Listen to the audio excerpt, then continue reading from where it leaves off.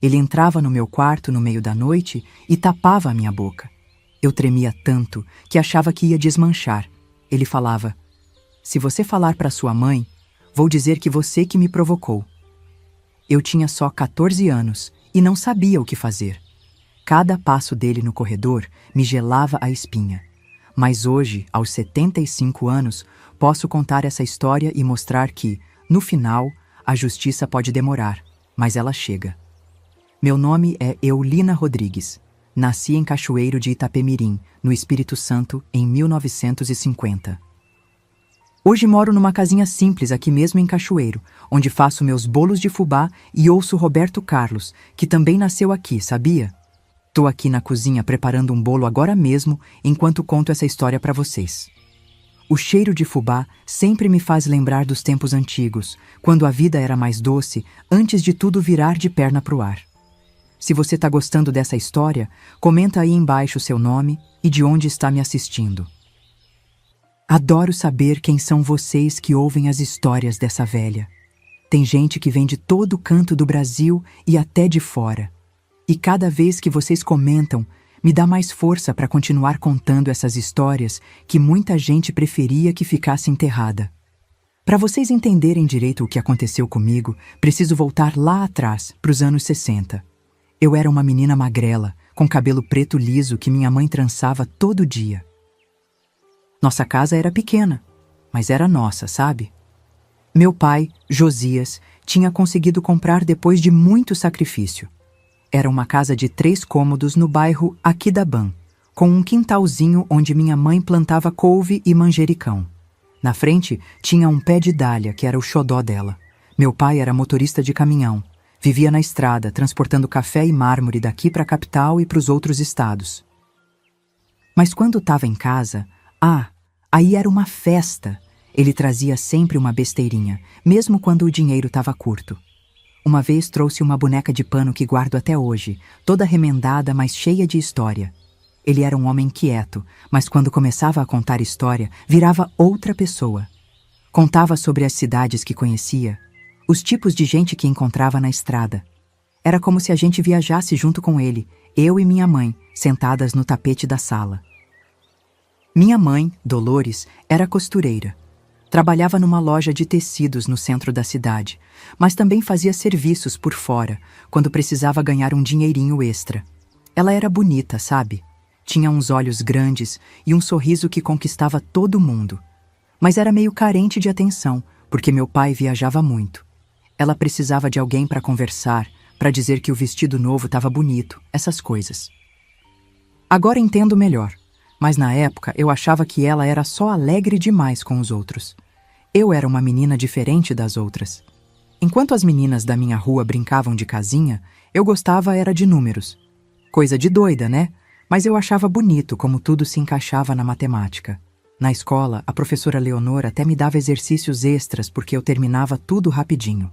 Sonhava em ser professora um dia, quem sabe até dar aula na universidade. Naquele tempo, uma menina como eu, de família simples, ter esses sonhos era quase um atrevimento, mas meu pai sempre dizia: "Minha filha vai longe, essa cabeça não é de qualquer um." Cachoeiro, nos anos 60, era bem diferente de hoje. A cidade vivia do mármore e do café, todo mundo se conhecia. As ruas não eram todas calçadas como agora. Quando chovia, virava um lamaçal danado. A gente ia para a escola com as botinas embrulhadas num saco para não sujar. Aos domingos, depois da missa, o passeio era na Praça Jerônimo Monteiro. As moças davam voltas num sentido, os rapazes no outro, tudo para poder se olhar, trocar sorrisos. Parece coisa de filme antigo, né? Mas era assim mesmo. O rádio era nossa diversão. Tinha uma novela, O Direito de Nascer, que minha mãe não perdia um capítulo. A gente parava tudo para ouvir. Depois veio a televisão, mas só os mais ricos tinham. A gente ia na casa do seu Antenor, dono da farmácia, que deixava a vizinhança assistir o Festival da Canção. Foi lá que vi Roberto Carlos pela primeira vez e fiquei besta de saber que ele era daqui mesmo. A cidade inteira se orgulhava dele. Não era fácil a vida naquele tempo, não. Meu pai trabalhava que nem um condenado para dar conta das contas. Minha mãe costurava até altas horas. Mas a gente tinha sonhos, sabe? Meu pai dizia que um dia ia ter o caminhão dele próprio. Minha mãe sonhava com uma máquina de costura nova, uma Singer de pedal. E eu, boba, sonhava com livros, muitos livros, uma estante cheia deles só para mim. Meu pai era respeitado na cidade toda. Todo mundo sabia que com Josias, Rodrigues dava para fazer negócio só no fio do bigode, que palavra dele valia mais que papel assinado. Ele nunca teve estudo, mas tinha uma sabedoria que vinha da vida mesmo. Quando eu chegava com algum problema, ele sentava comigo na calçada e dizia: "Vamos destrinchar isso aí, filha." E a gente ia conversando até achar uma saída. Aprendi com ele que não tem problema sem solução. Nossa vida era simples, mas boa. Aos sábados, minha mãe fazia uma macarronada que era de comer rezando. A casa ficava cheirando a molho o dia todo. De tarde, ela arrumava o cabelo, passava um batom clarinho e ficava na janela, esperando meu pai voltar da viagem. Os olhos dela brilhavam quando ouvia o barulho do caminhão chegando. Eu achava bonito demais aquele amor deles. Acho que foi vendo os dois que eu entendi o que era companheirismo de verdade. Na escola, eu ia bem em quase tudo. Só não gostava muito de educação física porque era desajeitada que nem um filhote de girafa. As outras meninas riam, mas eu nem ligava. Tinha uma professora, Dona Eunice, que sempre dizia: "Essa menina ainda vai dar muito orgulho para Cachoeiro." Ela me emprestava livros da biblioteca pessoal dela, coisa que ela não fazia para qualquer aluno. Foi ela que me ensinou que conhecimento ninguém tira da gente. A vida ia assim, tranquila como água de riacho, até aquele dia. Era março de 1965. Tinha chovido a semana inteira. As estradas estavam perigosas, cheias de lama e buracos. Meu pai estava voltando de Vitória com uma carga de peças para a oficina do seu Orlando. Devia chegar em casa antes do almoço. A gente estava esperando ele para comer aquela feijoada que só minha mãe sabia fazer. Mas deu 12:00 e nada. 1 hora da tarde e nada. 3 horas e o vizinho, seu Agripino, bateu na nossa porta. Nunca vou esquecer a cara do seu Agripino naquele dia. Nem precisava falar nada, que já dava para entender tudo. Meu pai tinha perdido o controle do caminhão numa curva da serra. A estrada estava escorregadia por causa da chuva, e o caminhão tombou num barranco.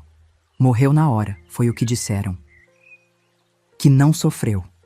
Mas quem pode garantir isso? Só sei que naquela tarde perdi meu pai e minha mãe perdeu o chão. O enterro foi no dia seguinte. Parecia que Cachoeiro inteira estava lá. Nunca vi tanta gente junta chorando por alguém. Os colegas caminhoneiros vieram de longe para se despedir.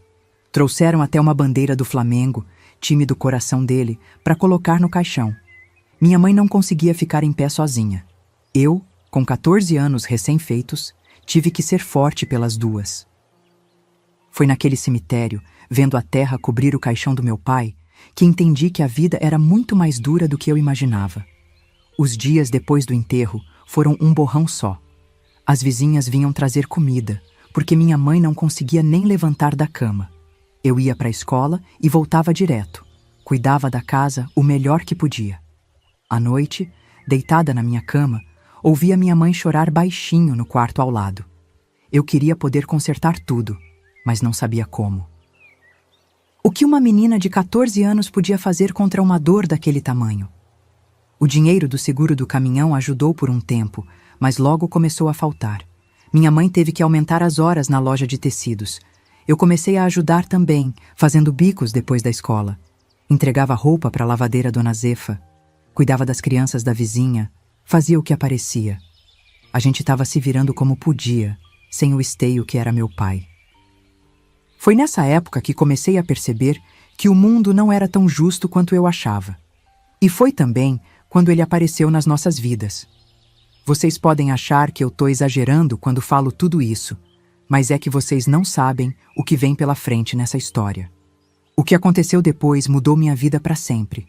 E o pior, era só o começo do pesadelo que eu ia viver.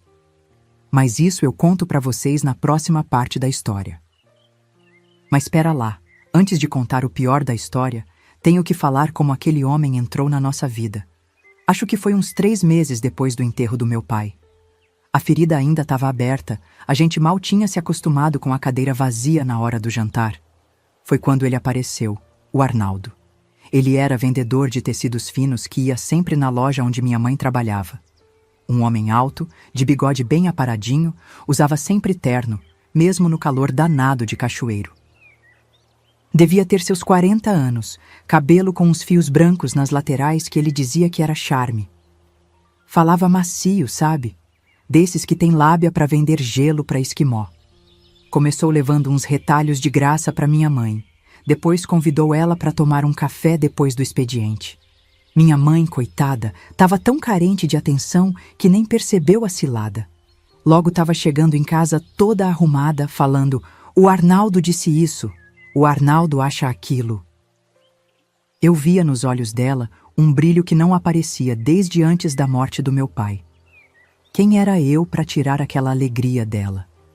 Mas sentia uma coisa esquisita no estômago toda vez que ele vinha em casa. Era como se um bicho estivesse me avisando que tinha perigo por perto.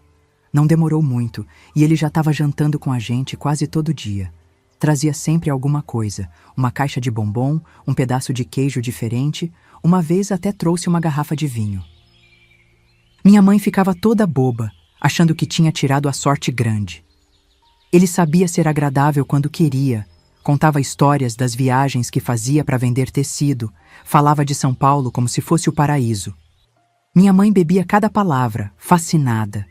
Foi numa terça-feira à noite que minha mãe me chamou na cozinha e disse toda animada: "O Arnaldo pediu para vir morar com a gente, filha.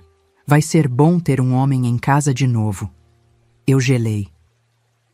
Nossa casa era pequena, onde ele ia ficar? E o quarto do meu pai, que a gente mantinha como uma espécie de santuário, mas não tive coragem de acabar com a felicidade dela. Só perguntei: "A senhora tem certeza, mãe?"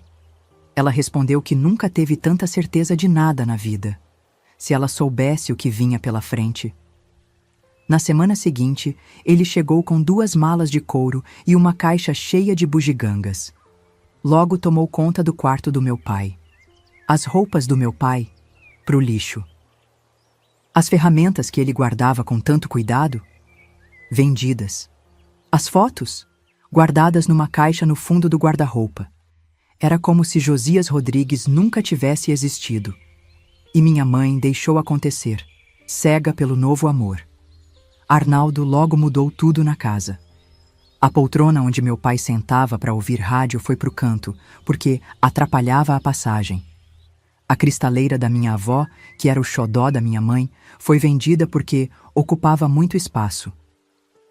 Até o jeito de arrumar a cozinha ele mudou, dizendo que a minha mãe não sabia aproveitar os espaços.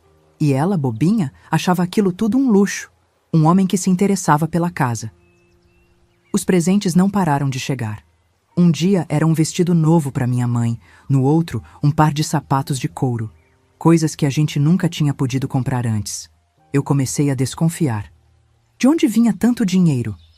Ele dizia que estava indo bem nas vendas, que tinha comissões gordas. Minha mãe acreditava, claro. Eu não. Aprendi com meu pai a desconfiar de dinheiro fácil demais. Não demorou muito e ele já tinha as chaves de casa, já recebia as contas pelo correio, já decidia o que a gente ia comer no almoço de domingo. A poupança que meu pai deixou? Arnaldo convenceu minha mãe a deixar ele investir o dinheiro. "Vou fazer esse dinheiro render o dobro", ele prometeu. Minha mãe assinou tudo o que ele pediu, encantada com a ideia de ter um homem de negócios cuidando das finanças da família. Foi mais ou menos nessa época que notei os olhares. No começo, pensei que estava imaginando coisas. Ele me olhava diferente quando minha mãe não estava por perto. Um olhar que me deixava com a pele arrepiada. E não era de um jeito bom. Quando eu passava pela sala para ir para o meu quarto, sentia os olhos dele me seguindo. Comecei a me vestir diferente, com roupas mais largas, menos chamativas. Mas não adiantava. Uma vez eu estava tomando banho e a porta do banheiro abriu de repente. Era ele. Pediu desculpa, disse que não sabia que eu estava ali, mas o jeito que ele olhou antes de fechar a porta... Saí tremendo do banheiro aquele dia. Depois disso, comecei a empurrar a cômoda na frente da porta do quarto antes de dormir. No meu aniversário de 15 anos, minha mãe fez um bolo pequeno, convidou umas amigas da escola. Arnaldo chegou em casa com um vestido de presente, um vestido justo demais para uma menina da minha idade. Você já está virando moça, Eulina. Tem que se vestir como moça, ele disse, com aquele sorriso que não chegava nos olhos. Minha mãe achou lindo o vestido, disse que eu estava sendo mal agradecida quando falei que não ia usar. Acabei vestindo só naquele dia, para não criar caso. Nas fotos daquele aniversário, pareço um bichinho acuado. Foi quando minha mãe começou a fazer turno da noite na fábrica de confecções que tudo piorou. Ela saía às 7 da noite e só voltava de madrugada. Eu ficava sozinha em casa com ele. Nas primeiras noites, tranquei a porta do quarto e fingi que estava dormindo. Mas numa terça-feira, ouvi a maçaneta girar. Depois, o barulho dele forçando a porta. O móvel que eu tinha encostado na porta foi arrastando devagarzinho no chão. Eulina, abre essa porta. Só quero conversar, ele dizia, com aquela voz mansa que enganava todo mundo. Fiquei quietinha, rezando para ele desistir. Não seja boba, menina. Você já tá grandinha para essas criancices. O coração batia tão forte que achei que ia pular pela boca. Depois de um tempo, ele desistiu. Ouvi os passos se afastando. Chorei baixinho até pegar no sono. Na noite seguinte, ele cortou a luz da casa. Disse que tinha sido um problema na fiação. Acendeu umas velas e veio para o corredor. Eulina, vem aqui na sala. Tô com medo de você sozinha nesse quarto escuro. Respondi que estava bem, que preferia ficar no meu quarto. Meia hora depois, a porta se abriu.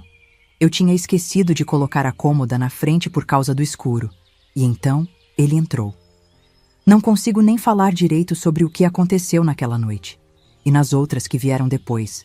Ele tapava minha boca com a mão e dizia que se eu gritasse, ia ser pior. Que ninguém ia acreditar em mim mesmo. Que eu tinha provocado. Que era culpa minha. E ameaçava que se eu contasse para minha mãe, ele ia dizer que eu que tinha me oferecido. Que eu era uma vagabunda. Sua mãe vai te mandar embora de casa. Quem você acha que ela vai escolher? Eu ou você? O cheiro dele era uma mistura de alecrim com brilhantina barata. Até hoje, se sinto esse cheiro, meu estômago revira. Ele entrava no meu quarto quase toda a noite que minha mãe trabalhava. Eu tentava fazer barulho, derrubar coisas, na esperança que algum vizinho ouvisse, viesse ver o que estava acontecendo. Mas os vizinhos nunca vieram. Comecei a ficar doente. Não conseguia comer, emagreci tanto que as roupas ficavam penduradas em mim. Na escola, as notas caíram. Eu, que sempre fui a primeira da classe, agora mal conseguia prestar atenção no que a professora falava. Tinha olheiras fundas que nem o pozinho que a minha amiga Neuza me emprestou conseguia disfarçar.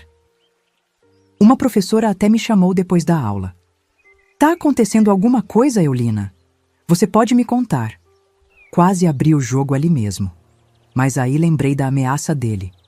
Quem ia acreditar em mim contra um homem respeitado que era amigo até do gerente do banco?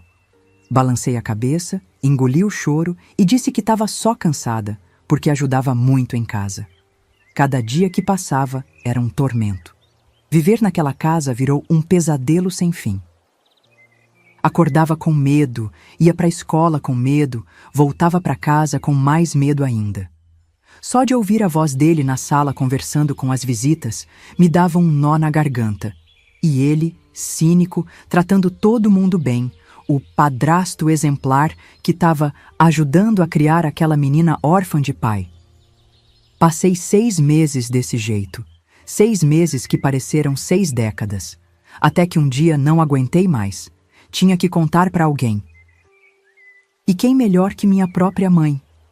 Ela ia entender, ia me proteger, ia expulsar aquele monstro da nossa casa. Pelo menos foi isso que pensei, boba que eu era. Esperei um domingo, quando ele tinha saído para jogar baralho com os amigos. Minha mãe estava na cozinha, fazendo o almoço. Me aproximei, tremendo da cabeça aos pés, e comecei a falar. Mãe, preciso contar uma coisa, é sobre o Arnaldo. Ela nem levantou os olhos da panela. O que tem ele? Respirei fundo e soltei tudo. Contei das noites, dos toques, das ameaças, das humilhações. Falei tudo de uma vez, antes que perdesse a coragem. Quando terminei, minha mãe estava me olhando com uma cara que nunca vou esquecer. Não era compreensão, nem raiva do que tinha acontecido comigo. Era raiva de mim. Como você tem coragem de inventar uma mentira dessas? O Arnaldo que deu um teto pra gente, que tá cuidando da gente depois que seu pai morreu. Você tá com ciúmes, isso sim.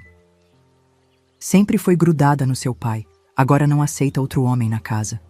Tentei argumentar, mostrar as marcas nos meus braços, falar dos detalhes que só quem tinha vivido aquilo podia saber. Mas ela não queria ouvir. Tapou os ouvidos, começou a cantarolar como se eu não tivesse ali. Depois me apontou o dedo. Se você falar isso para mais alguém, Eulina, você vai se arrepender. O Arnaldo é um homem bom, respeitado. Ninguém vai acreditar nessas bobagens de uma menina mimada. Naquela hora, foi como se um pedaço de mim morresse. A pessoa que devia me proteger, me defender, tinha escolhido o lado dele. Fui para o meu quarto, me joguei na cama e chorei até não ter mais lágrimas. Quando ouvi o carro dele chegando, tranquei a porta e fiquei quietinha, rezando para ele não tentar nada naquele dia. No dia seguinte, minha mãe agiu como se nada tivesse acontecido. Serviu café normalmente, me deu dinheiro para o lanche na escola, disse para eu não chegar tarde. Mas tinha algo diferente nos olhos dela. Uma dureza que não estava lá antes. Ela tinha feito sua escolha. E não era eu. Minhas queridas, histórias como a minha precisam ser contadas. Se você puder colaborar, aperte aquele "valeu demais" aqui embaixo no vídeo. É só clicar no símbolo de coração com cifrão abaixo do vídeo e escolher qualquer valor.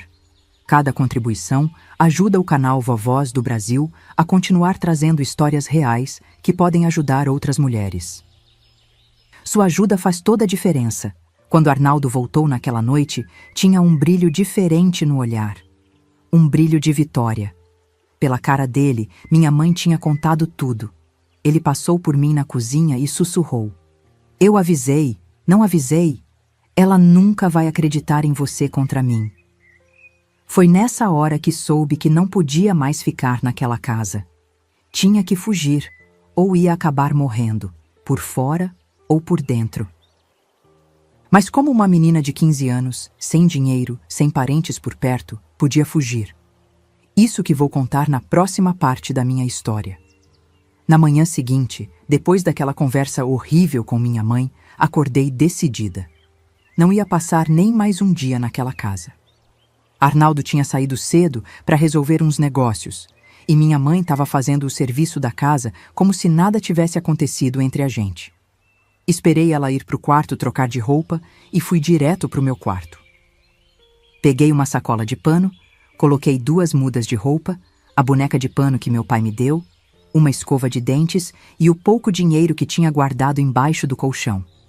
Era quase nada, umas moedas que juntei vendendo doce na porta da escola, mas era tudo que eu tinha no mundo.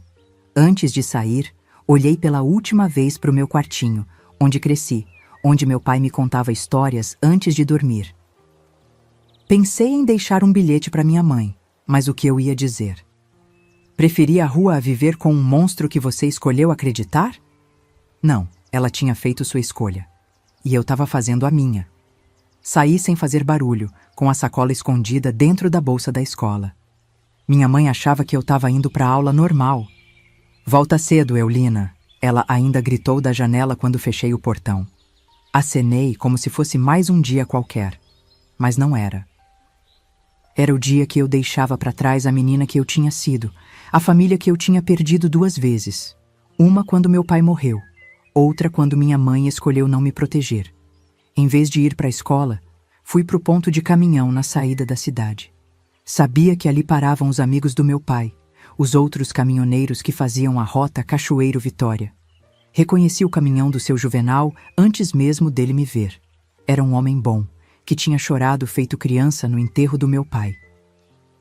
Quando me viu ali, sacola na mão, cara de quem não tinha dormido, logo entendeu que algo sério tinha acontecido. "Tô indo embora, seu Juvenal", falei, tentando segurar o choro. "Preciso de carona até Vitória." Ele não perguntou por quê. Só olhou nos meus olhos e disse: "Seu pai ia querer que eu te ajudasse." Guardou minha sacola no caminhão e me deu um lugar no banco do passageiro. Durante a viagem, contei uma versão mais leve do que tinha acontecido. Que Arnaldo não me tratava bem, que minha mãe não me defendia. Não tive coragem de contar toda a verdade. Tinha vergonha, como se a culpa fosse minha. Seu Juvenal me deixou na rodoviária de Vitória com o endereço de uma prima dele que morava no bairro de Jucutuquara. "Ela pode te dar um lugar para dormir por uns dias até você se ajeitar." Me deu também umas notas de dinheiro. Era uma dívida que eu tinha com seu pai. Mentiu, para eu não me sentir humilhada. Homem bom, seu Juvenal. Desses que hoje quase não se acha mais. A prima dele, Dona Adelaide, não estava em casa quando cheguei. Uma vizinha disse que ela tinha viajado para ver a filha doente no interior. Fiquei sem chão. Ali estava eu, uma menina de 15 anos, sozinha numa cidade grande, sem conhecer ninguém, com pouco dinheiro no bolso. O medo foi tanto que quase voltei para Cachoeiro no mesmo dia. Mas a lembrança do que me esperava lá me deu força para seguir em frente. Passei as primeiras noites dormindo na rodoviária, disfarçando quando os guardas passavam. Comia um pão de manhã e outro de noite, para economizar o dinheiro. Lavava o rosto no banheiro público, penteava o cabelo com os dedos. Depois de 3 dias assim, estava suja e com fome, mas ainda não tinha desistido. Comecei a andar pela cidade procurando emprego. Numa padaria, me disseram que eu era muito nova. Noutro lugar, pediram documentos que eu não tinha. Já estava quase sem esperança quando vi um anúncio num poste. Precisa-se de ajudante para serviços domésticos que possa dormir no emprego. Era longe, num bairro chamado Praia do Canto, onde moravam os ricos de Vitória. Juntei o resto das moedas e peguei um ônibus até lá. A casa era um casarão antigo, com jardim na frente e quintal enorme atrás. A mulher que atendeu, Dona Carmen, me olhou de cima a baixo como se eu fosse um bicho estranho. "Quantos anos você tem?" Menti. Disse que tinha 18. Mostrei uma certidão de nascimento onde tinha raspado o número. Ela fingiu acreditar. "O serviço é pesado, menina.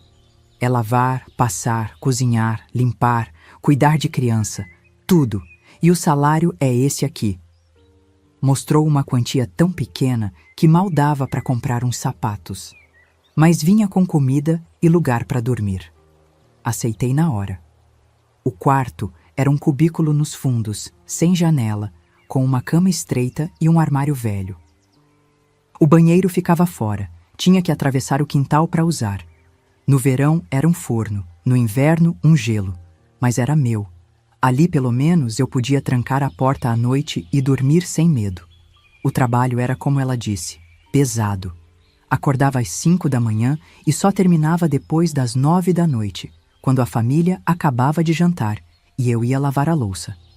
As crianças, 3 meninos mimados, me tratavam como se eu fosse invisível. O marido dela nem olhava na minha cara. E Dona Carmen, essa era pior que todos.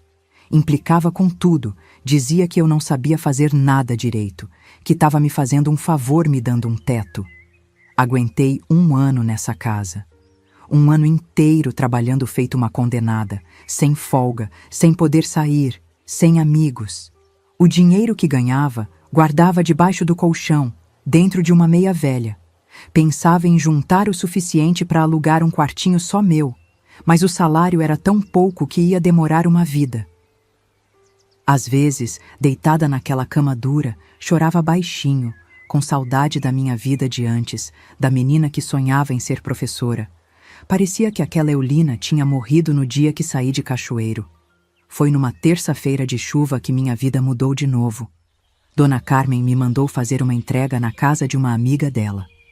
Era um bordado que ela tinha feito, todo enfeitado, coisa de madame. A casa da amiga ficava perto de uma pensão familiar, dessas onde moram estudantes e trabalhadores.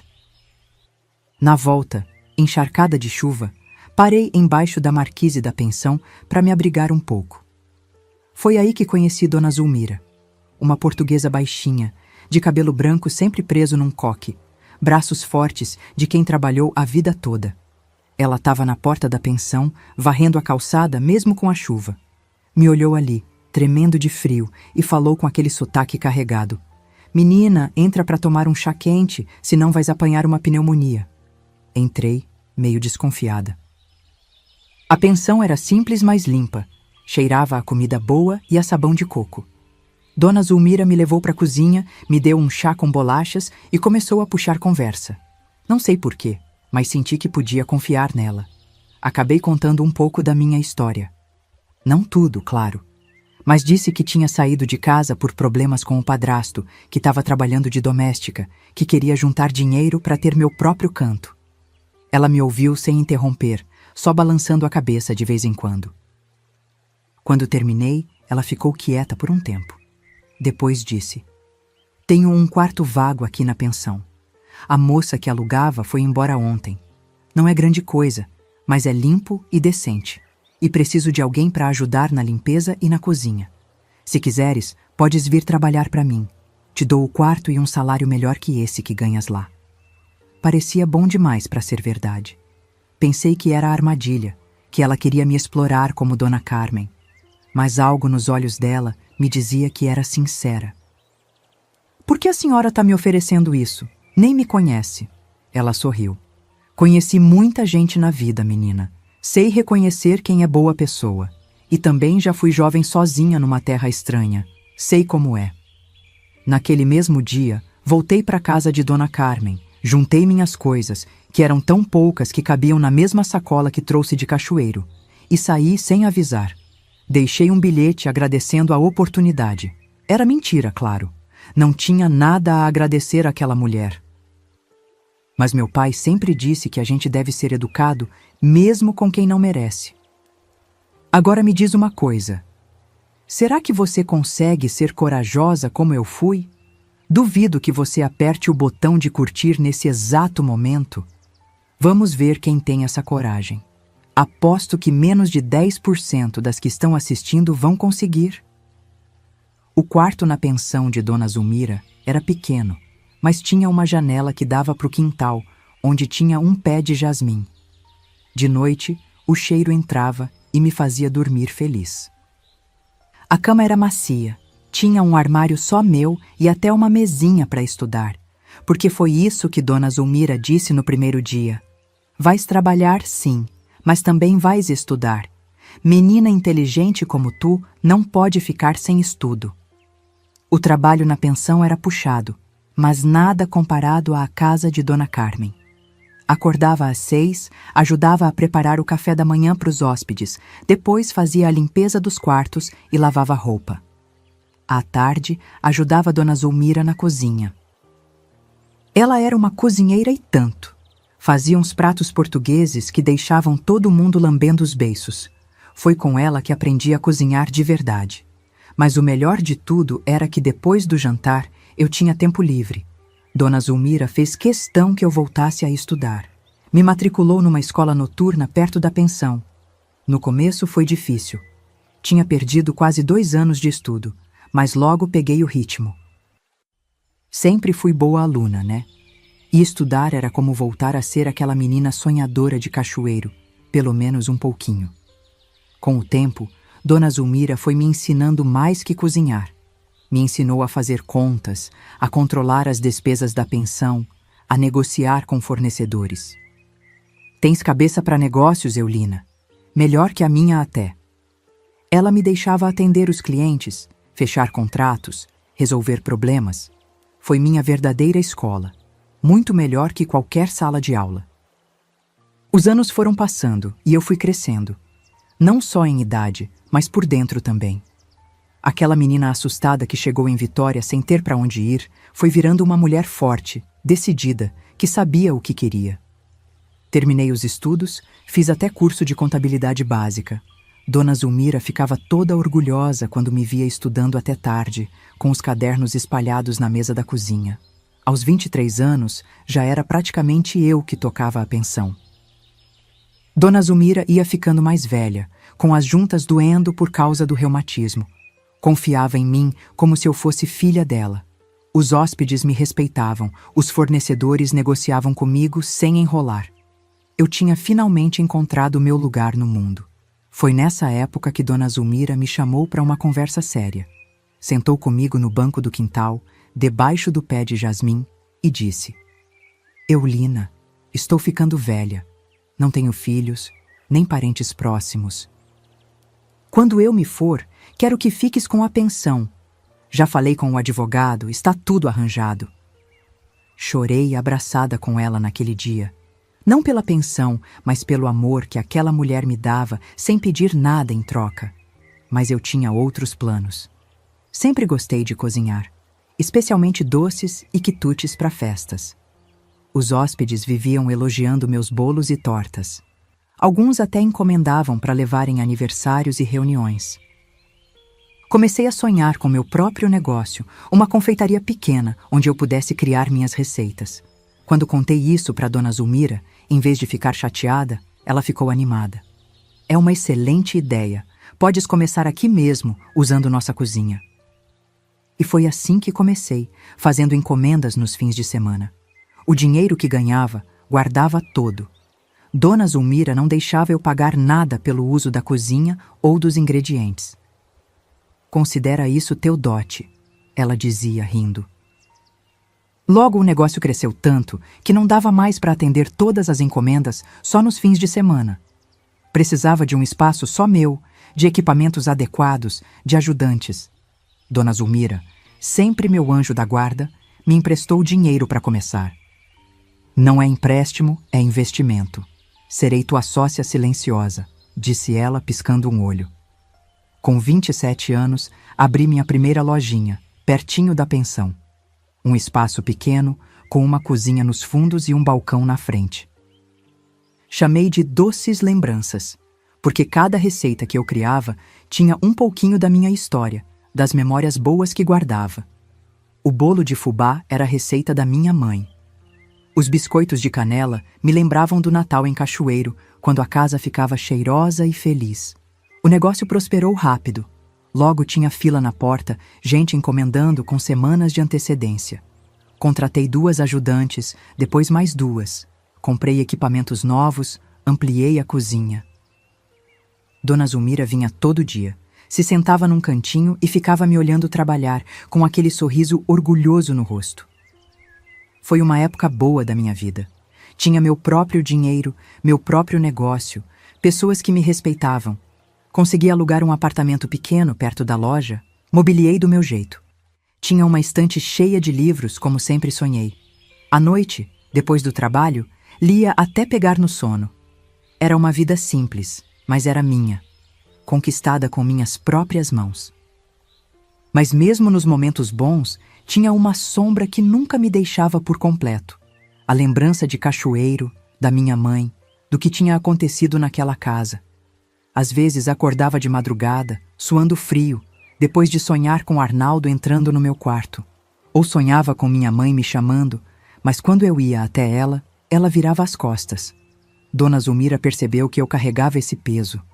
Um dia me disse: precisas fazer as pazes com teu passado, menina. Não para perdoar quem te fez mal, mas para te libertar. Balancei a cabeça concordando, mas no fundo achava que nunca ia conseguir. Tinha decidido deixar Cachoeiro para trás, junto com tudo que vivi lá. Mas o destino tem uns planos estranhos pra gente. Quando achamos que finalmente escapamos do passado, ele vem e bate na nossa porta. Foi o que aconteceu comigo, numa tarde de sábado, quando uma cliente entrou na minha loja. Era a Dona Neuza, minha vizinha de Cachoeiro, que tinha se mudado para Vitória. Não me reconheceu de primeira, eu tinha mudado muito, mas eu a reconheci na hora. Dona Neuza, sou eu, Eulina, filha de Dona Dolores, lá de Cachoeiro. Ela arregalou os olhos, me abraçou forte, começou a chorar. Menina, há quanto tempo? Sua mãe nunca soube para onde você tinha ido. Ficou doente de preocupação. Pensei comigo, se tivesse se preocupado de verdade, tinha me protegido quando precisei, mas não disse nada. Depois que ela se acalmou, começou a me contar as novidades de Cachoeiro. Quem tinha casado, quem tinha morrido, como a cidade tinha mudado. E então deixou escapar a notícia que ia mudar minha vida de novo. Sua mãe não anda nada bem, Eulina. Tá com um câncer avançado. E aquele Arnaldo sumiu, levou tudo que ela tinha. A coitada tá sozinha naquela casa caindo aos pedaços. A notícia caiu como uma pedra no meu estômago. Minha mãe doente, abandonada, sozinha. Mesmo depois de tudo, era minha mãe. Por mais que quisesse, não conseguia odiar ela completamente. Fiquei sabendo que Arnaldo tinha vendido até a casa do meu pai, investido o dinheiro num negócio de gado e desaparecido quando as coisas apertaram. Deixou minha mãe sem nada, como eu sempre soube que ia fazer. Naquela noite, não consegui dormir. Fiquei pensando no que Dona Zulmira tinha me dito sobre fazer as pazes com o passado. Será que era isso que o destino queria me dizer? Que era hora de voltar, de enfrentar os fantasmas que deixei para trás? E mais importante, será que eu tinha coragem para isso? A resposta veio mais rápido do que eu esperava. Na segunda-feira, deixei minha sócia Júlia cuidando da loja, arrumei uma mala pequena e peguei o ônibus para Cachoeiro. Estava voltando para casa depois de 12 anos. Não sabia o que ia encontrar, nem como ia me sentir. Só sabia que era algo que precisava fazer. Pelo menos para poder seguir em frente sem aquele peso nas costas. E foi assim que voltei para a cidade onde nasci, para a casa onde cresci, para o pesadelo que tentei esquecer.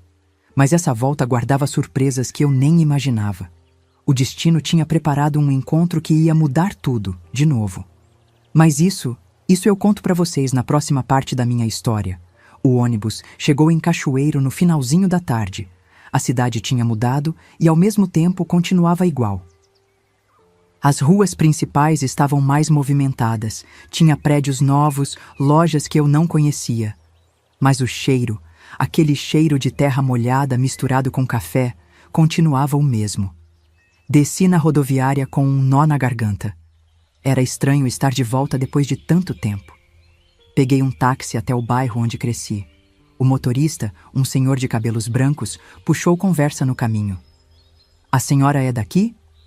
Respondi que sim, que tinha nascido em Cachoeiro, mas morava fora há muitos anos. Ele começou a falar sobre como a cidade tinha crescido, sobre as enchentes do ano passado, sobre o novo prefeito. Eu só balançava a cabeça, olhando pela janela, reconhecendo os lugares da minha infância. Quando o táxi parou na frente da casa, quase não acreditei no que via. Aquela casa que na minha lembrança era bonita, bem cuidada, com o jardim da frente sempre florido, agora parecia um fantasma de si mesma. A pintura estava descascando. O portão de ferro enferrujado pendia para um lado. As telhas do telhado estavam quebradas em vários lugares. No jardim, só mato alto e lixo acumulado. Parecia que ninguém vivia ali há anos. Paguei o táxi e fiquei parada na calçada por um tempo, criando coragem para entrar. Pensei em todas as vezes que sonhei com aquele momento, com o que diria, com o que sentiria. Mas agora, ali na frente da casa, não sabia nem por onde começar. Respirei fundo e empurrei o portão, que fez um barulho arrepiante de metal contra metal. O caminho até a porta da frente nunca pareceu tão longo. Bati de leve, esperando que talvez ninguém atendesse, que a casa estivesse vazia, que tudo não passasse de um engano. Mas depois de alguns instantes, ouvi passos arrastados do outro lado. A porta se abriu lentamente e lá estava ela, minha mãe. Não sei quem levou o maior susto. Eu ao ver aquela mulher frágil e magra demais, tão diferente da mãe bonita e cheia de vida que guardava na memória, ou ela ao ver a filha que tinha fugido há tantos anos, agora uma mulher feita, parada na sua porta. Ficamos nos olhando por um tempo que pareceu eterno. Depois, ela abriu a boca e sussurrou meu nome, Eulina, como se não acreditasse no que via. "Oi, mãe", foi tudo que consegui dizer. Ela deu um passo para frente, cambaleou um pouco. Instintivamente, estendi os braços para segurá-la.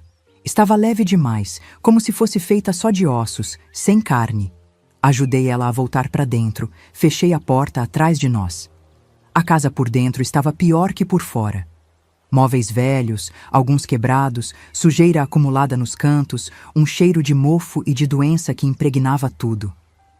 A levei até o sofá da sala, o mesmo sofá verde escuro de quando eu era criança, agora desbotado e rasgado em alguns lugares.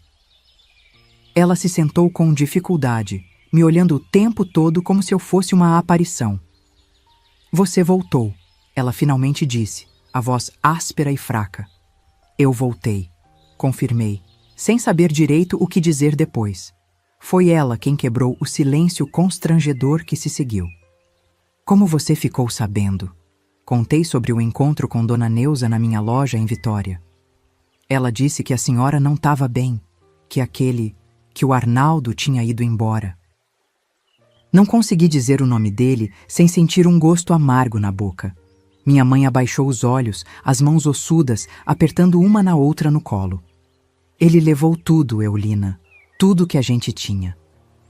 Ela começou a chorar. Um choro silencioso, só as lágrimas escorrendo pelo rosto enrugado antes do tempo. Mas o pior que ele levou foi você, minha filha. Eu podia ter dito muita coisa naquele momento. Podia ter jogado na cara dela que foi ela quem me perdeu, quando escolheu acreditar nele em vez de em mim. Podia ter dito que ela colheu o que plantou. Mas olhando para aquela mulher quebrada na minha frente, não consegui sentir raiva. Só uma tristeza imensa pelo que poderia ter sido e não foi. Tô aqui agora, mãe, disse pegando nas mãos dela. Estavam frias, a pele seca como papel. Vim para ajudar a senhora. Ela apertou minhas mãos com a pouca força que tinha e sorriu um sorriso triste, desdentado. Foi então que notei as manchas no pescoço dela, os cabelos ralos, os olhos fundos. O câncer estava mesmo avançado, como Dona Neuza tinha dito. Naquela noite, dormi no meu antigo quarto. Estava igual, como se o tempo tivesse parado ali dentro. A mesma cama pequena, a mesma colcha de retalhos que minha avó tinha feito, até os livros da escola ainda na prateleira. Foi estranho, como entrar num sonho. Um sonho que virava pesadelo quando eu lembrava o que tinha acontecido naquele quarto. Me encolhi na cama, abraçada ao travesseiro, e fiquei assim até o dia amanhecer. Nos dias seguintes, comecei a entender a situação. Minha mãe estava doente há mais de um ano. Tinha começado com caroços no pescoço, depois os médicos descobriram que estava espalhado para outros lugares. Fazia tratamento pelo SUS, mas eram só remédios para dor. Não tinha cura mais. Quanto tempo? Perguntei ao médico numa consulta que acompanhei. Meses, talvez menos. Ele respondeu com aquela cara de pena que os médicos têm quando dão notícias ruins. A casa estava naquele estado porque Arnaldo tinha vendido tudo de valor antes de ir embora. A televisão, os móveis bons, até as panelas. Vendeu também a casa que meu pai tinha deixado para nós, a única coisa de valor real que a família tinha. Convenceu minha mãe a passar tudo para o nome dele, prometendo investir o dinheiro num negócio de gado que ia dar muito lucro. Sumiu com o dinheiro todo, deixando ela só com aquela casa velha que nem era nossa mais, era alugada. Na segunda semana depois da minha chegada, numa noite em que minha mãe estava um pouco melhor da dor, sentamos na varanda para tomar um chá. Foi quando ela finalmente falou sobre aquela época. Eu sei que fiz tudo errado, filha. Sei que nunca vou poder consertar o que aconteceu, mas quero que você saiba que não passa um dia sem que eu me arrependa de não ter acreditado em você. As palavras que eu esperei ouvir por tantos anos finalmente tinham vindo, mas não trouxeram o alívio que eu imaginava, só uma sensação de vazio, de tempo perdido. Por que, mãe? Por que a senhora acreditou nele e não em mim? A pergunta que me atormentou por tanto tempo finalmente saiu da minha boca. Ela ficou olhando para o horizonte um tempo antes de responder. Acho que foi medo, filha. Medo de ficar sozinha, de não dar conta de criar você, de enfrentar o mundo sem um homem do lado. Naquela época, mulher separada era vista como fracassada, sabe? E ele era tão convincente. Dizia que você estava com ciúme, que era coisa da sua cabeça. E eu escolhi acreditar na mentira que me machucava menos. Não era uma justificativa, nós duas sabíamos disso. Não tinha justificativa para o que ela fez. Mas pelo menos era uma explicação. E naquele momento foi o que conseguimos ter. Um pequeno passo em direção a um entendimento que talvez nunca fosse completo.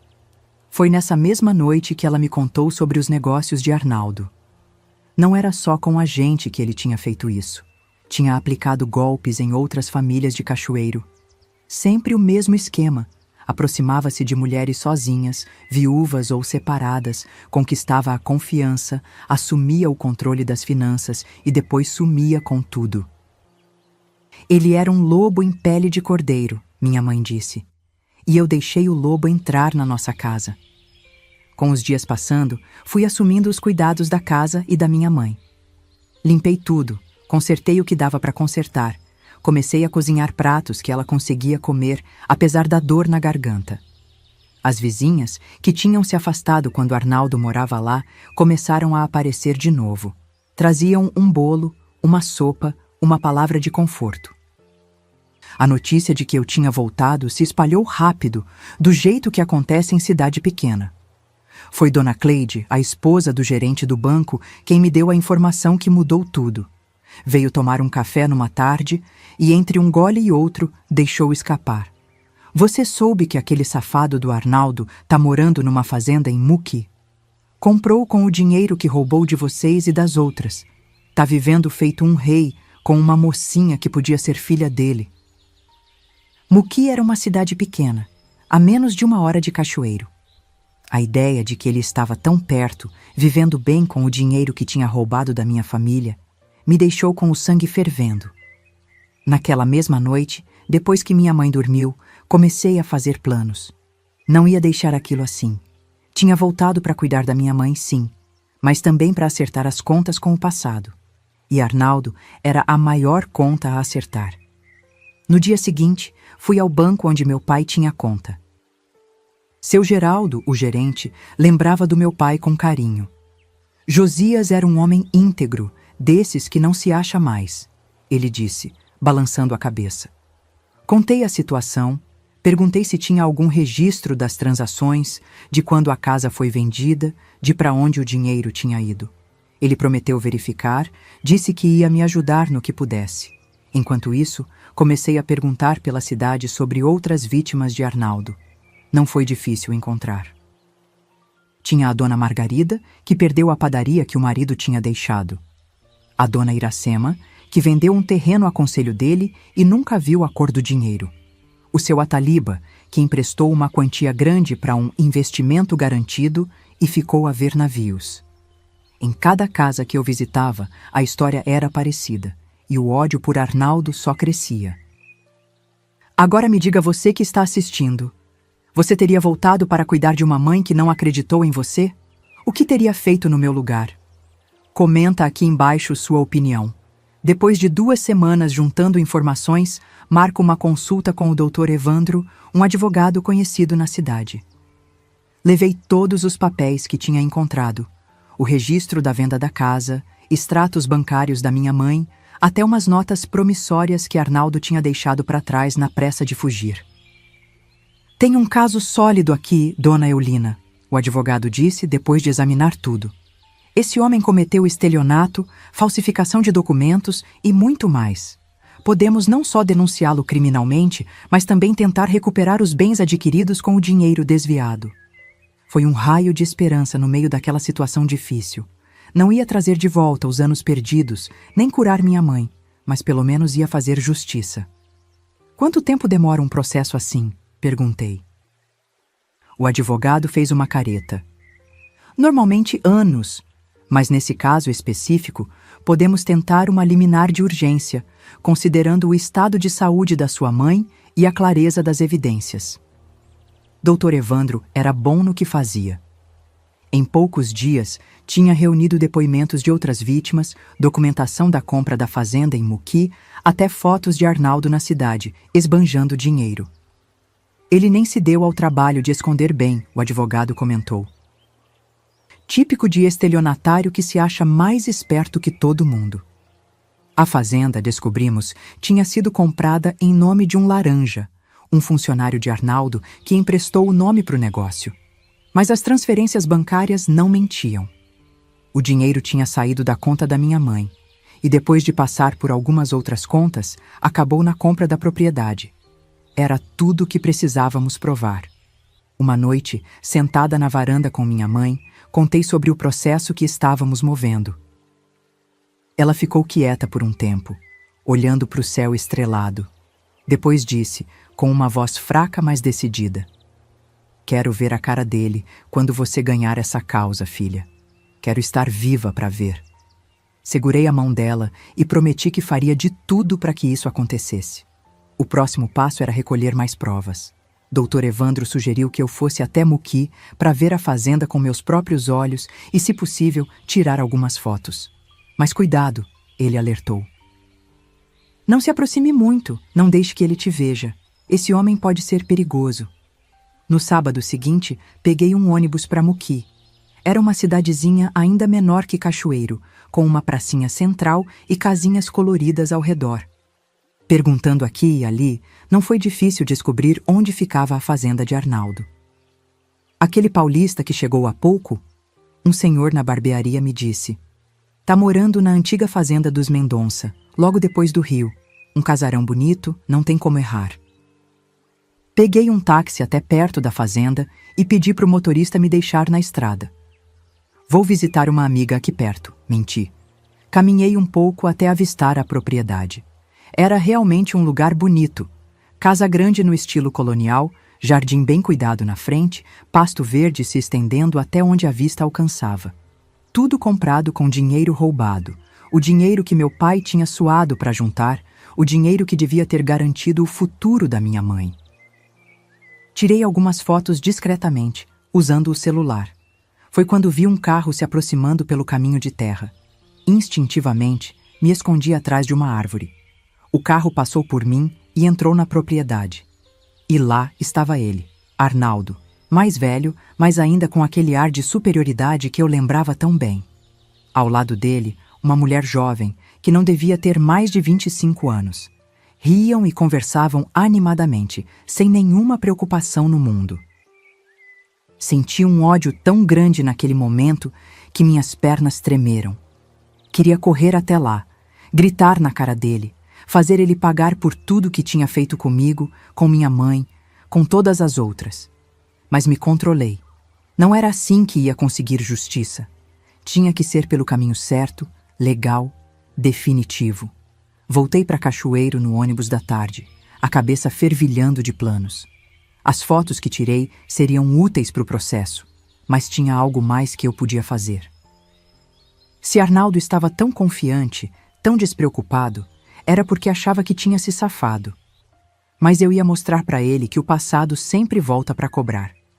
Com a ajuda do Dr. Evandro, entramos com uma ação judicial na segunda-feira seguinte. Pedimos o bloqueio imediato dos bens de Arnaldo, incluindo a fazenda e a abertura de um inquérito criminal pelos golpes aplicados. Usamos os depoimentos das outras vítimas, as provas documentais, as fotos que eu tinha tirado. Era um processo sólido. Enquanto esperávamos o desenrolar da justiça, continuei cuidando da minha mãe.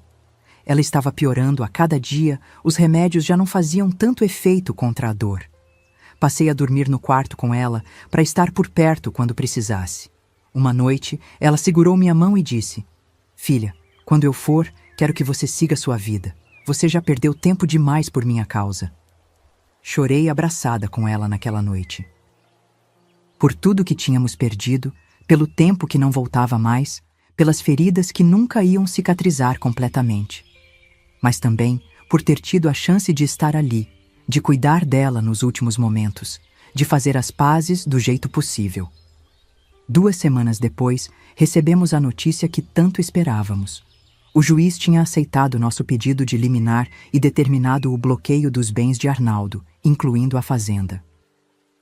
Mais que isso, tinha marcado uma audiência para dali a poucos dias, onde ele seria obrigado a comparecer. Era a nossa chance de confrontá-lo, de olhar nos olhos dele e mostrar que o passado tinha alcançado ele. A audiência foi marcada para uma sexta-feira. Minha mãe estava fraca demais para ir, mas fiz questão de contar cada detalhe do que eu planejava fazer e dizer. Você vai estar lá comigo, mãe, prometi. No meu coração. Na véspera da audiência, Dr. Evandro me ligou com uma notícia ainda melhor. Tinha conseguido um mandado de busca e apreensão para a fazenda de Arnaldo. A polícia ia estar lá na manhã seguinte, recolhendo documentos e provas. Ele vai ser pego de surpresa, o advogado disse, não conseguindo esconder a satisfação. Vai ser um baque e tanto. Naquela noite, não consegui dormir direito. Ficava imaginando a cena, o momento em que ia encarar Arnaldo depois de tantos anos. O homem que tinha destruído minha adolescência, que tinha roubado anos da minha vida, que tinha feito eu me afastar da minha mãe. O homem que eu mais odiava no mundo. Na manhã seguinte, me vesti com cuidado. Escolhi uma roupa simples, mas elegante. Prendi o cabelo num coque firme. Passei um batom discreto. Queria que ele me visse não como a menina assustada que fui um dia, mas como a mulher forte que me tornei apesar dele. Antes de sair, fui até o quarto da minha mãe. Ela estava acordada, me esperando. Vai lá, filha, ela disse, a voz quase um sussurro. Faz justiça por nós duas. Beijei a testa dela, prometi que voltaria logo com boas notícias. Não sabia ainda, mas aquele seria o último dia que veria minha mãe com vida. Dr. Evandro me esperava na porta do fórum. Tudo pronto, ele disse. A polícia já está na fazenda. E tenho uma surpresa para você. Me mostrou um papel, uma ordem judicial que determinava a transferência provisória da propriedade da fazenda para o nome da minha mãe, enquanto o processo corria. O juiz entendeu a urgência do caso, pelo estado de saúde dela. Era mais do que eu esperava. Não era só justiça, era uma vitória concreta, algo que podia mostrar para minha mãe ainda em vida. Alguma coisa do que tinham roubado dela voltando para as suas mãos. Entrei no fórum com o coração batendo forte, pronta para o confronto que tinha esperado por tantos anos.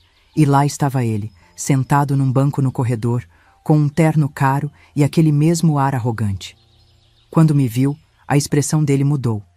Primeiro confusão, depois reconhecimento e finalmente medo.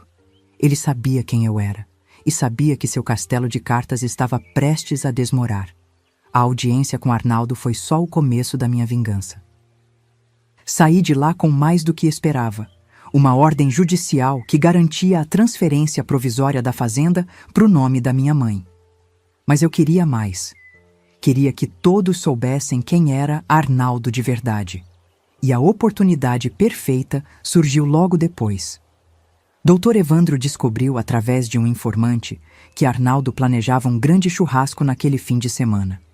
Ia receber políticos locais, empresários, toda a nata da sociedade de Muqui e região. Era sua maneira de se afirmar como um homem poderoso, respeitado. Mal sabia ele que seria seu último evento como dono daquela fazenda. A polícia vai entregar a intimação durante a festa, Dr. Evandro me contou, com um sorriso de satisfação. Mas você pode estar lá também se quiser.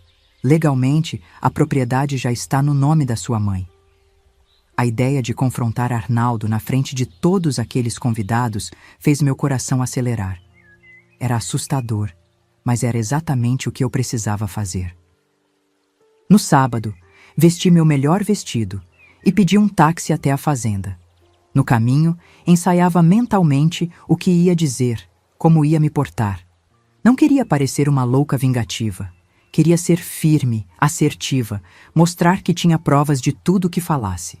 Quando o táxi se aproximou dos portões da fazenda, vi carros caros estacionados, gente bem vestida circulando pelos jardins, garçons servindo champanhe. Entrei como se fosse convidada. Ninguém me barrou. Caminhei pelo jardim, observando tudo. A casa estava decorada com arranjos de flores caros, tinha uma banda tocando música ao vivo, mesas fartas de comida por todo lado. Tudo isso comprado com dinheiro roubado, o dinheiro da minha família e de tantas outras. avistei Arnaldo perto da churrasqueira, rodeado de homens em trajes caros, todos rindo alto, taças na mão. Ao lado dele, a mulher jovem que tinha visto antes, toda produzida, sorrindo como se estivesse vivendo um conto de fadas. Por um momento, hesitei. Talvez devesse esperar a polícia chegar, deixar que eles fizessem o trabalho. Mas algo dentro de mim dizia que era hora de enfrentar meus demônios de frente. Me aproximei devagar, o coração batendo tão forte que achei que todos podiam ouvir. Quando estava a poucos passos, Arnaldo me viu. A expressão dele congelou. O copo que segurava escorregou de sua mão, caindo e quebrando no chão. O barulho fez todos olharem. "Boa tarde, Arnaldo", disse, com uma calma que nem sabia que tinha. Ou devo dizer, "Boa tarde, ladrão. Golpista? Abusador?" As últimas palavras saíram mais altas do que pretendia. Os convidados ao redor começaram a cochichar, olhando confusos de mim para ele. "Quem é essa louca?" A mulher ao lado dele perguntou, me olhando com desprezo. Arnaldo tentou se recompor, forçando um sorriso. "Ninguém importante, querida. Deve ter bebido demais. Vou chamar a segurança." "Não vai precisar", respondi, tirando os papéis da bolsa. "Esses documentos mostram que esta fazenda agora pertence a Dolores Rodrigues, minha mãe, a mulher de quem você roubou tudo, inclusive a casa que o marido dela deixou. A mulher que você abandonou quando descobriu que estava com câncer." O burburinho aumentou. Arnaldo deu um passo na minha direção, os olhos faiscando de raiva. "Você não sabe do que está falando. Sugiro que saia antes que eu chame a polícia." "Chame", desafiei. "Eles já estão a caminho, de qualquer forma." "Com um mandado de busca e apreensão. E sabe o que vão encontrar? Documentos falsificados, provas de estelionato, evidências dos vários golpes que você aplicou em mulheres vulneráveis por toda a região." Foi quando vi os carros da polícia chegando pelo caminho de terra. O momento não podia ser mais perfeito. Os convidados começaram a se afastar, ninguém querendo ser associado a um possível criminoso. A mulher jovem olhava de Arnaldo para mim, confusa, começando a entender que talvez não conhecesse tão bem o homem com quem vivia.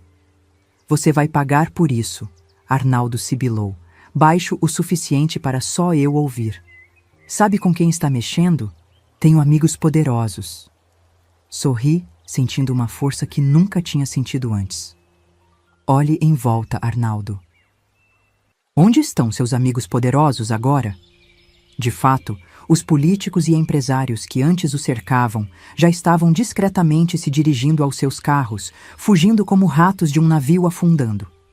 Os policiais entraram, comandados por um delegado de aparência séria. Apresentaram o mandado, começaram a revistar a casa. Vi quando encontraram um cofre no escritório cheio de documentos e dinheiro em espécie. Arnaldo foi levado para prestar depoimento, algemado, na frente de todos que ainda restavam na festa. A imagem dele entrando na viatura policial, cabeça baixa, foi uma das mais satisfatórias da minha vida.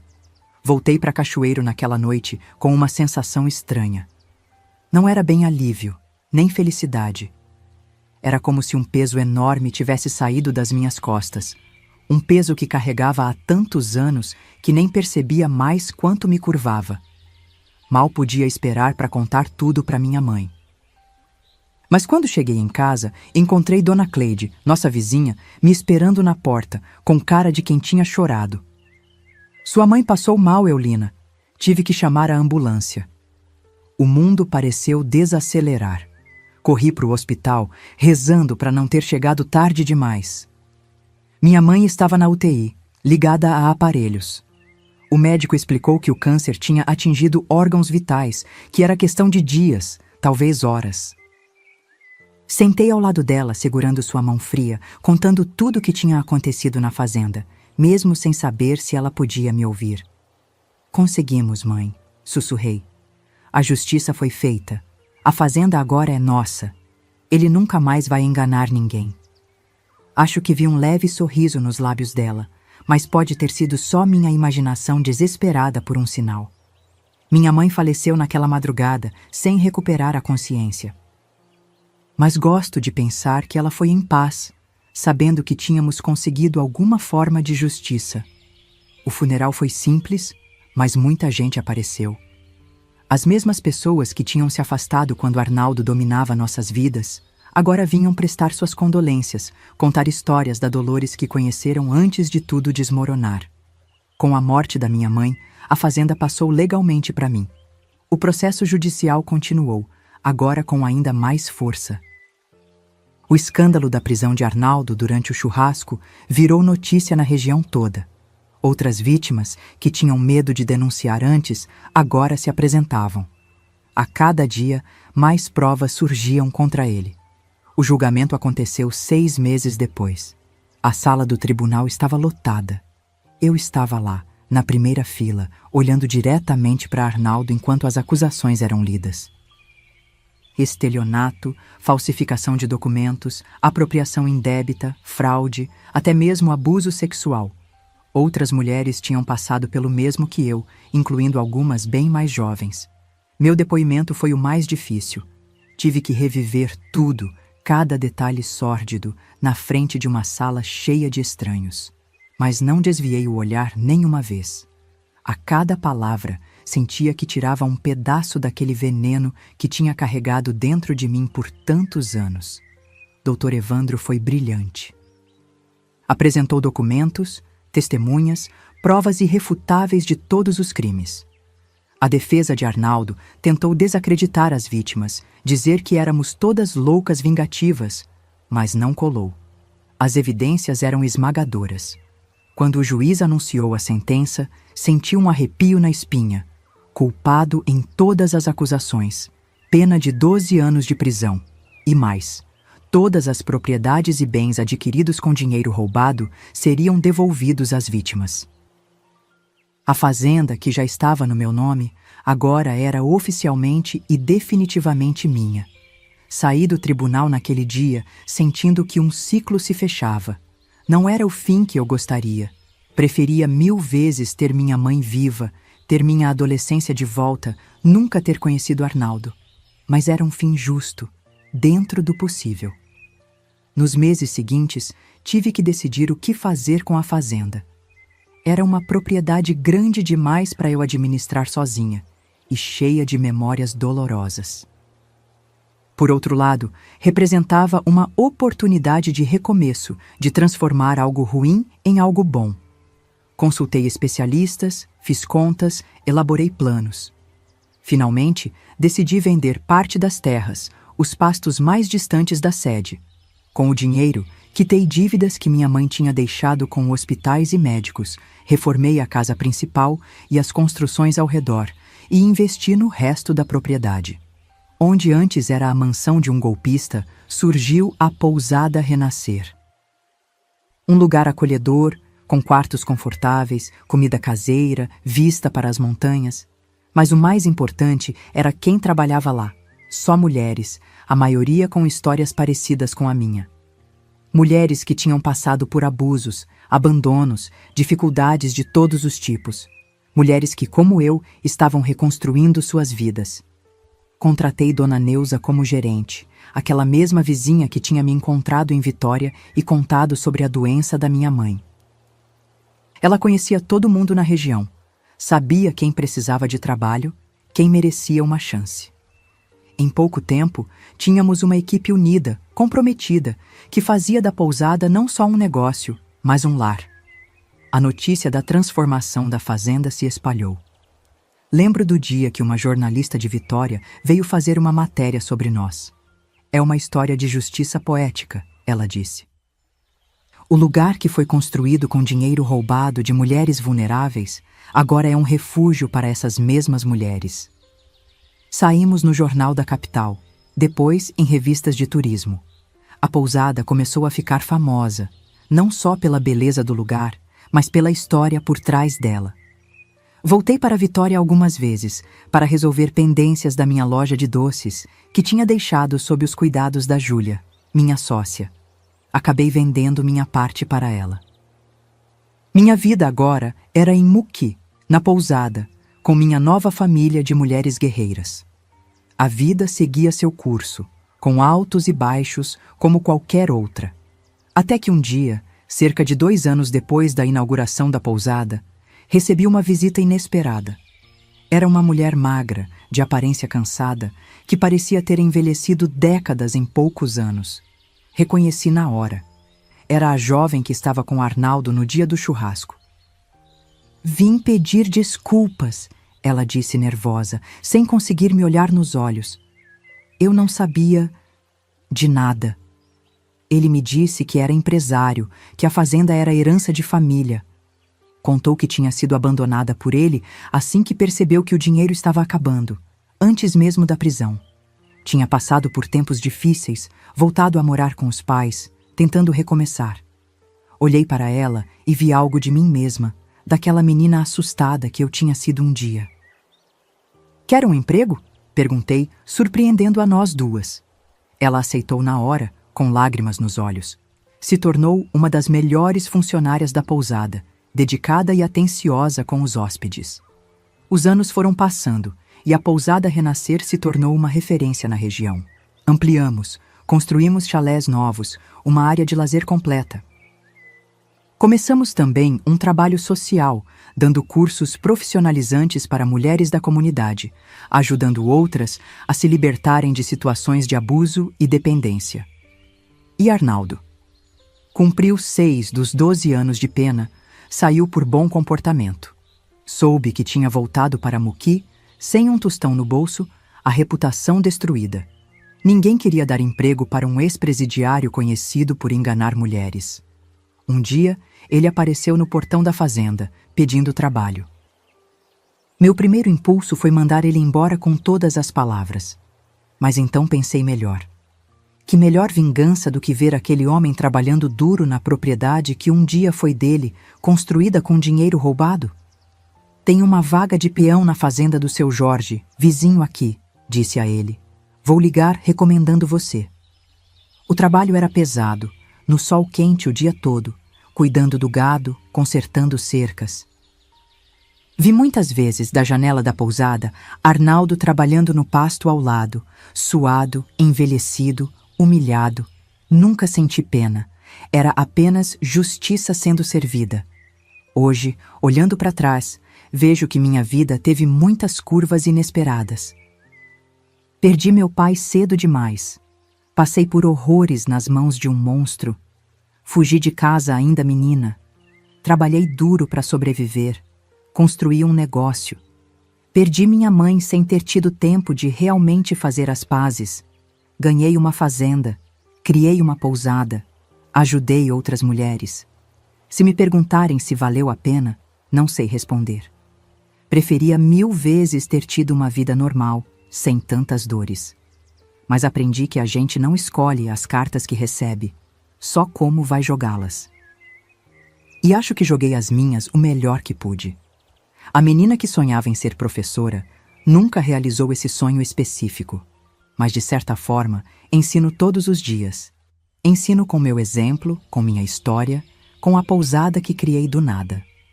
Ensino que é possível sobreviver, recomeçar, transformar a dor em algo útil. Eu sou Eulina Rodrigues de Cachoeiro de Itapemirim, e essa é a história da minha vida. Se quer ouvir mais histórias como a minha, clique nos quadrados que estão aparecendo na tela agora, histórias reais de mulheres que não abaixaram a cabeça. Se inscreva agora no canal Vovós do Brasil, clicando na bolinha com bandeira do Brasil. Tem muita história de superação para contar.